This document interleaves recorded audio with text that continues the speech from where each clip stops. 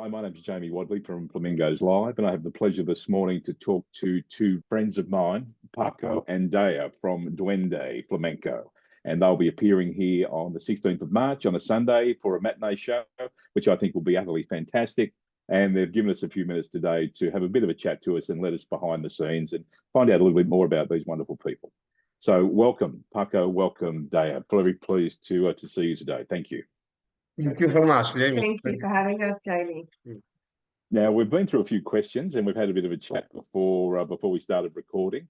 Can I start with you, Paco, and just say, for fans of yours that already know that you've been internationally renowned as flamenco guitarist for some 30 plus years, although it doesn't look like it looking at you. Could you tell us why you chose Australia as your destination to grace us with your artistry? Well, the reason and inspiration for moving to Australia and bringing my culture and my music has been my family, no? Dea and our daughter Carmen. Nice.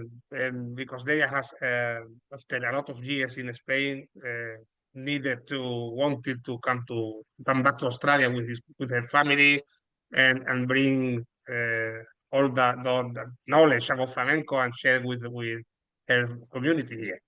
That's great. I must admit, being a bit of a fan of flamenco for a long time, I think Spain's loss is definitely Australia's gain. So thank you for that. Dea, you've done a fair bit of travelling to and fro Newcastle and Spain as well. Tell me, yeah. So what's influenced your dance style?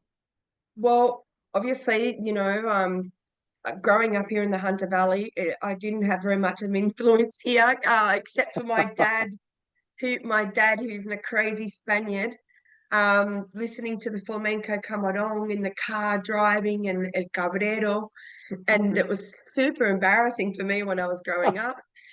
And he dragged me by the hair to go and get Spanish, dance lessons here. I think it was in Wallsend somewhere. Where there used to be flamenco lessons, and I would never go. I was no.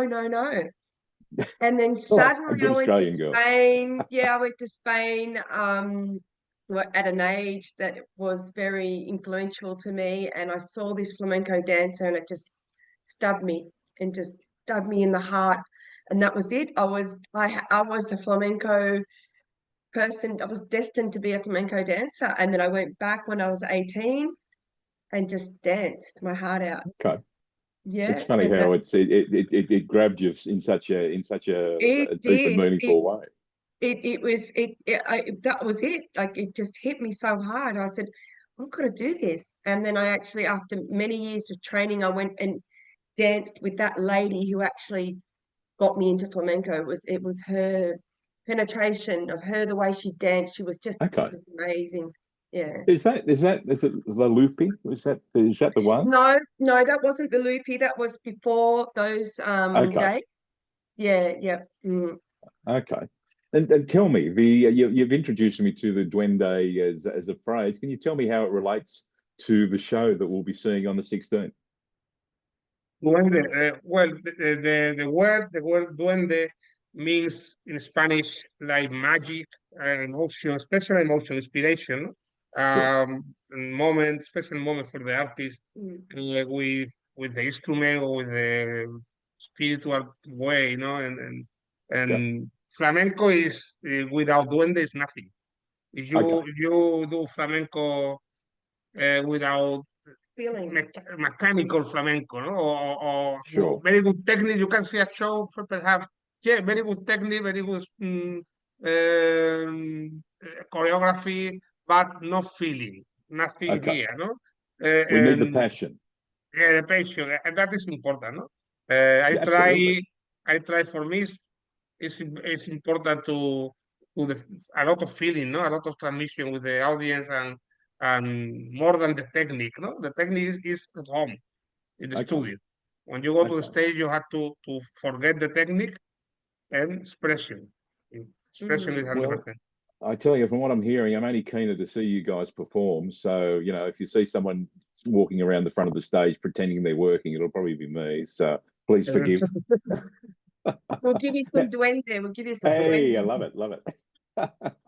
Okay, now back to you, Dave. You mentioned how the flamenco grabbed you when you were in your teens, Yeah. and my homework tells me you've studied under a few of the greats. Can you tell me Yes. who they are and how they've affected your style or your approach, if indeed they have? Well, but yes, one of those is the La Lupe, the lady that you've written down, Lupe, Sure. and you say in English. But my main mentor is a teacher called Mercedes Ruiz. Okay. Mercedes Ruiz she's actually my sister-in-law. And this is how I met Paco as well. Okay. So yeah, because she's married to Paco's brother, and they are an artistic couple in Spain and all around the world. And just, I don't know, as soon as I walk on that stage, I can feel her coming through me and just Okay, isn't it? tips of my fingers, the technique, the feel, just sometimes I feel like I'm dancing and I feel her aura around me. It's quite amazing, yeah. It's like you're And channeling her by the sounds of it. yes, it feels like a channel sometimes. And Yeah. all those things that, especially when I start practicing and I'm choreographing things, I'm doing choreographies, I can feel all those things that she's taught me all along the way Mhm. come through in my choreographies and the way I dance and the way I feel things. And obviously the way I feel it, my own inspiration comes in as well. But I always feel her channeling coming through my dancing. Yeah, it's quite amazing. Yeah, and the Okay. style that she's helped with me. Yeah. Okay.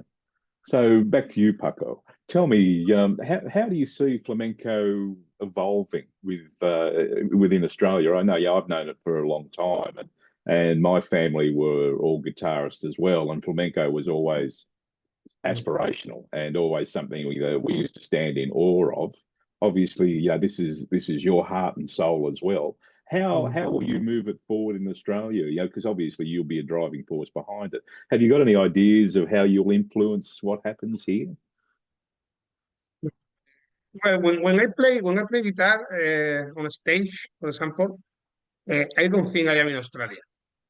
Okay, I am playing in Jerez. I am playing in my town okay, always. The sure. stage is home for me. Yes, Because if you have to think about the audience, you are not going to express yourself. You have to play yeah, for I get yourself, it. and if you like it, the audience is going to appreciate that, and going to Okay, the audience doesn't have to know about this.